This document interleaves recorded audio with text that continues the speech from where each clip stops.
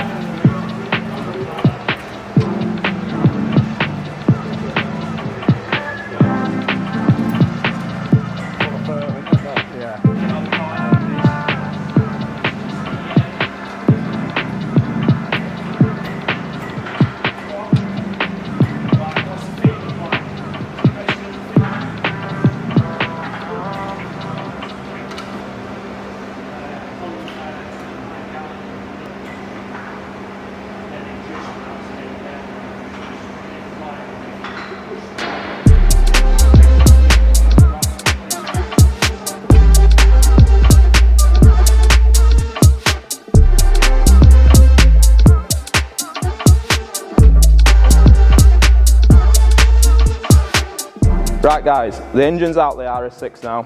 The first job on the list is to change the valve springs. So these engines are known for having valve flow at high RPM, high boost conditions. So what we're going to be doing is replacing the valve springs with some upgraded ones by SRM. That should fix that issue. So what we're going to do is start taking the engine apart, get all the auxiliaries off, get the valve covers off, get the cams out, and that'll give us access to the valve springs. So once we're in there, we can swap out the valve springs, and that's one job ticked off the list. So let's get the engine stripped apart and let's crack on.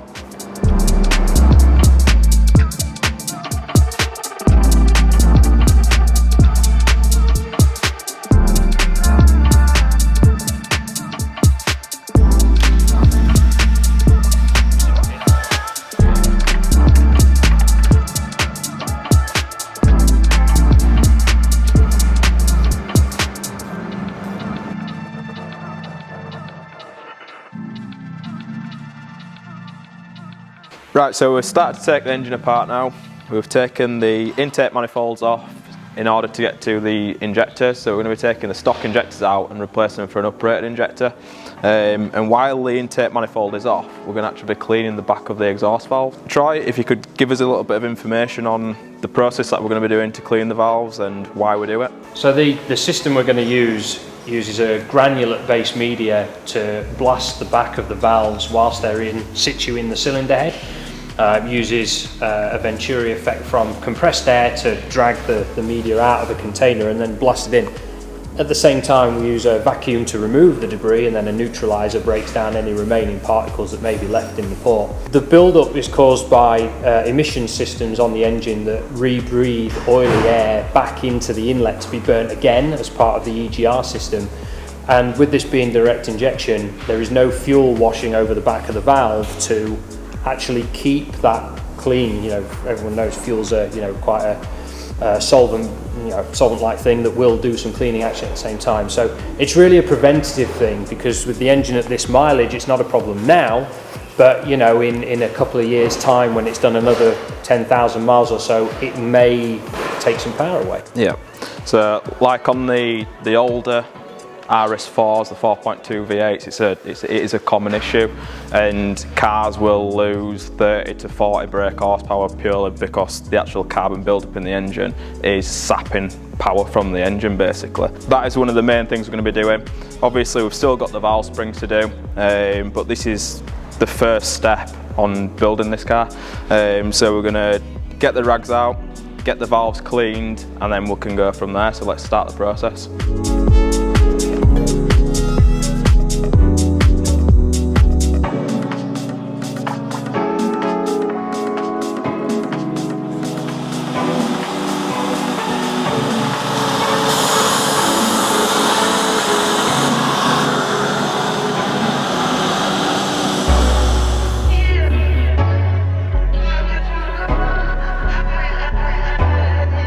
Right guys, so we've finished cleaning the back of the valves now on the RS6 engine, so that's all back together, nice and clean. All the parts have all blown out. So now we're actually on to installing the uprated fuel injectors.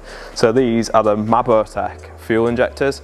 So these are a direct replacement for the direct injectors on the RS6, and they actually flow 50% more than the stock injector. So while the engine's out, the intake manifold's off, we're going to install a set of these. And from what I know, Troy's got these in his own car, and I think they're the first set in the UK. So we helped Troy get the software developed on his car. So yeah, I think these are going to be one of the first, second or third or something like that after his. Yeah, we're going to stick these injectors in. Obviously we'll get some more fuel flow from these, so if the customer ever wants to run the 85, he's got that option to do so. The spray pattern is a little bit better than the actual factory injector, so that's going to help with the running of the engine as well. So while we're in there, we're going to be doing the valve springs. So here we've got a set of Supertech valve springs and retainers. So tell us a bit about them, Troy. Yeah, we found in developing our own car that we were generating some valve float around sort of the 5,000 RPM mark.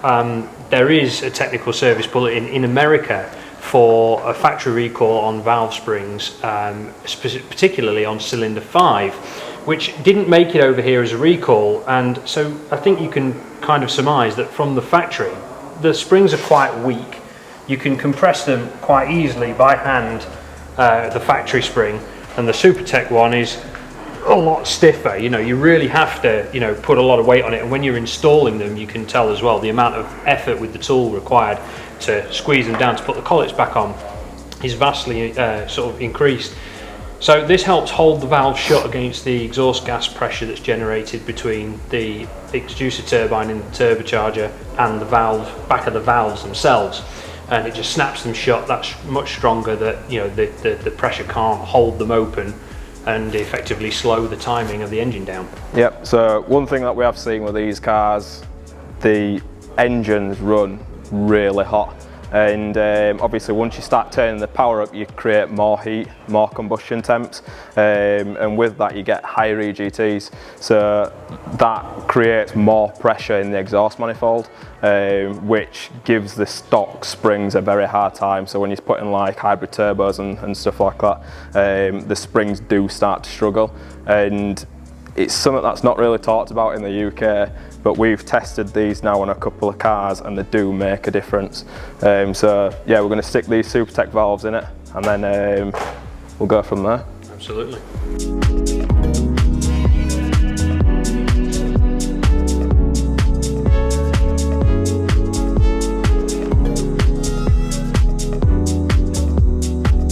So before we start removing the valve springs, we need to know that this individual piston is at bottom dead center. So we're going to turn it over and use this to determine where the piston is at its travel. So if you turn it over for us, Troy.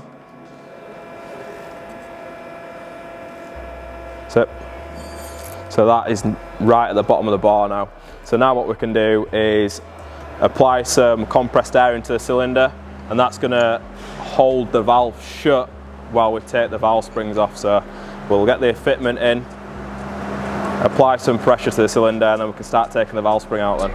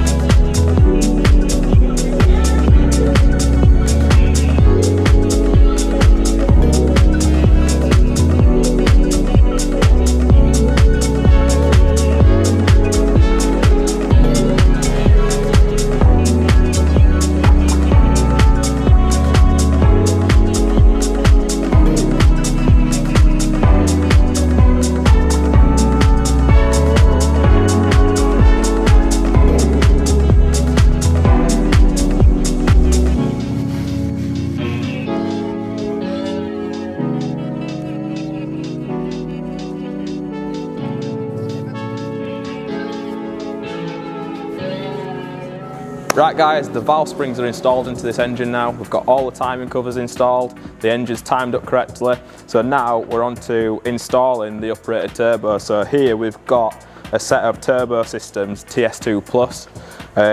So these are the turbos that we're going to be installing, along with the turbo systems uprated vacuum actuators. We've opted to stay with the vacuum style actuators rather than converting to the pressure style ones, and Troy will tell you a little bit about that. So one of the common ways of tuning these cars is with dyno spectrum, and it's quite common to find that people use a pressure wastegate actuation conversion. We choose to use these because they're work with the factory software, very easy to control through the factory software, and you know the problem with them is the original units is that they can't generate enough pull on the diaphragm with the vacuum to hold the wastegate shut against the pressure inside the turbocharger. So larger diaphragm, bigger body, more vacuum pulling on that, and you know equals more pull to keep them shut. Yeah, so we're not losing any boost pressure from the actual turbos. So the conventional way for a wastegate is usually to have a pressure feed. With the RS6, the ECU uses vacuum to control these. So like Troy was saying, if you are using DS1, there are ways to convert the vacuum to pressure style. But like I say, we've done this setup before. This is a setup that we know works well. Crack on with that, get the turbos installed, and we'll see you there.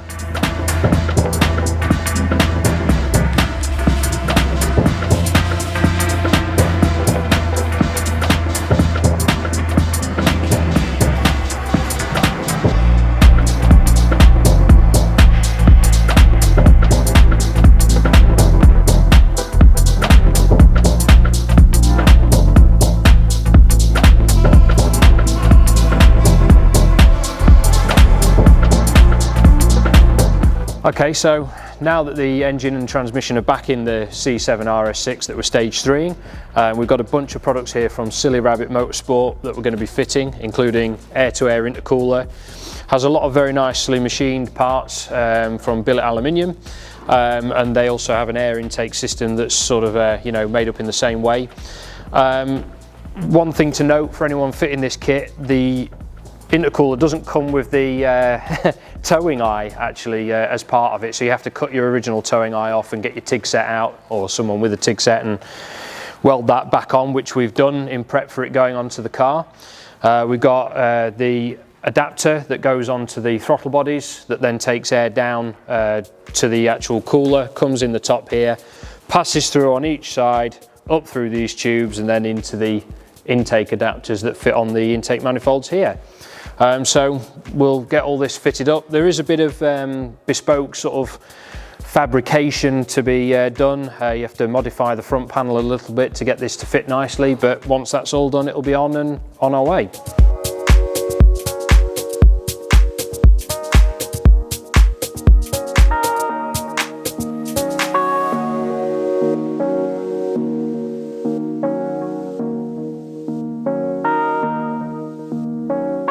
Okay, so we've got the SRM intercooler air-to-air kit fitted now. It takes a little bit of sort of cutting and things of the front panel to make room for the pipes that clearly aren't factory. So that's now all in. There are optional ports for port fuel injection with this, which is quite a nice option to have, but we've not gone for that on this car. That wasn't the brief for it. But if you're running E85 and things like that, or an ethanol blend, that really does help with the extra fueling you need. But yeah, so as you can see, the factory charge cooling system's gone, the radiator for that's gone, and in the place is this. The air conditioning radiator is in its place now. So really now it's just about getting the front bumper fitted up to the car with all this on, and yeah, it's where it wants to be.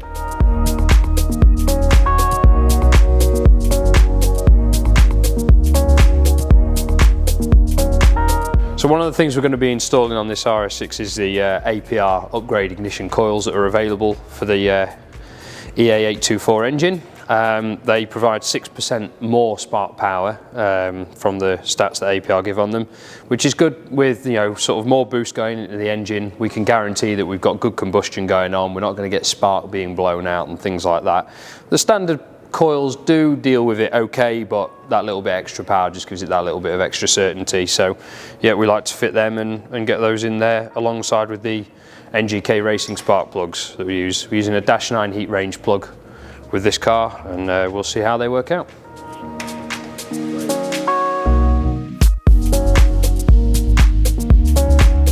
So as part of the works for this customer, we're fitting a set of Eurocode front and rear anti-roll bar upgrades for the C7 chassis, just to help with a little bit of weight transfer and roll.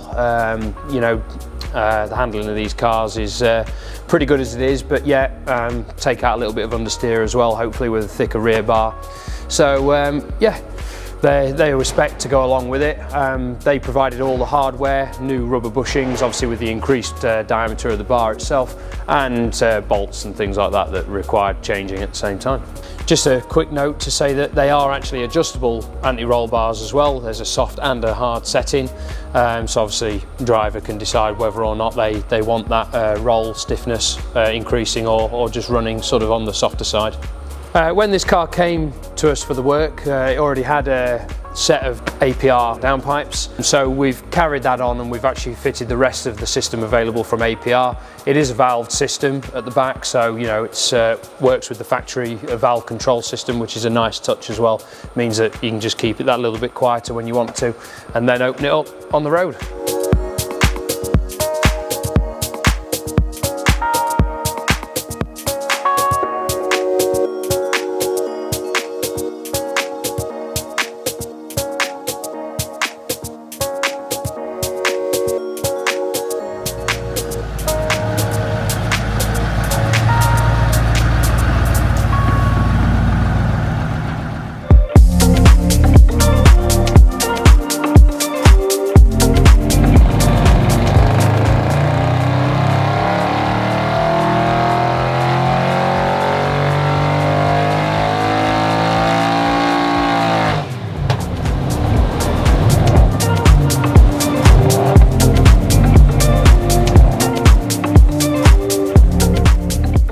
Right, so the results. We've spent probably 2 days calibrating this car. This car's got the TS2 pluses, air-to-air intercooler, bigger injectors, different wastegate actuators, high pressure fuel pumps, a dual low pressure fuel pump. Like, it's a massive setup. So we've been calibrating it, getting it really dialed in. These engines are very, very, very sensitive. Everybody seems to think that, oh, the RS6 engine, best thing in the world, when in reality it's not that good. You've got to tune them in a way to make power from them safely, otherwise they don't make power and they don't last. They're not as good as what people think they are. So we've spent a long time calibrating it, getting it dialed in, and we're actually making 820 brake horsepower and 800 foot-pound of torque. 1050 newton meters, so it's a lot of torque. And what I've done here is overlaid a stock C7 non-performance RS6, just so you can see the actual gains. So a stock C7 run 570 brake horsepower, and obviously that's the difference in power from the stage 3 car from a stock car. So we've gained 250 brake horsepower and 250 foot-pound of torque, which is a massive increase. So we're running the car at 2 bar of boost. We've put 4 bar mapsons in it just for the safety, but to be honest, you're not running these cars any more than that sort of power on 99. If you're to run E85, you get the cooling from E85, combustion temps are cooler, cylinder temps are cooler, and the engines are just a lot happier on ethanol. On pump fuel, you're not getting any more power than that. You might get a little bit more with water meth injection, but that's its limit. That is it. Like, we've tried all sorts of different things. We've been playing with the cam timing to get the turbos to spool earlier, so we've actually got quite a good curve. So if you look at the stock torque curve of stock C7, we haven't actually lost any power. So we've made power everywhere. And these TS2 pluses are big turbos. It's a very big hybrid. And when you go big turbo, you usually sacrifice a lot of low down for power at top end. But as you can see here, we've actually made power all the way through, and we've done that by optimising the intake cam timing and the exhaust cam timing to make the turbo spool a lot better. We've tested everything on these cars now. We've done, I don't think anybody in the country has actually done aftermarket injectors. Troy's car were the first to have the Mabotec injectors. He installed them himself on his C7.5 Performance, and we tuned it for him, and we thought that we were going to fix some of the issues that this engine has, and it didn't fix any of them. We've had Troy's customers bringing cars to rent the dyno, having them tuned by a very, very well-known tuner in America remotely, just to see if we were missing a trick, just to see if there is more to be had, because we were scratching his head with Troy's car. It didn't make the figures that people are claiming, and we know this industry can be a little bit weird. People can claim a lot more and people just believe them because that's just how the world is. So we had a car remote tuned by a big tuner in America, and it made less power than what Troy's made with a bigger setup, different exhaust manifolds, water methanol injection, and made the exact same power as Troy's. Still on the charge cooler system, so it didn't have the air-to-air, didn't have water methanol injection, still the same power, capped.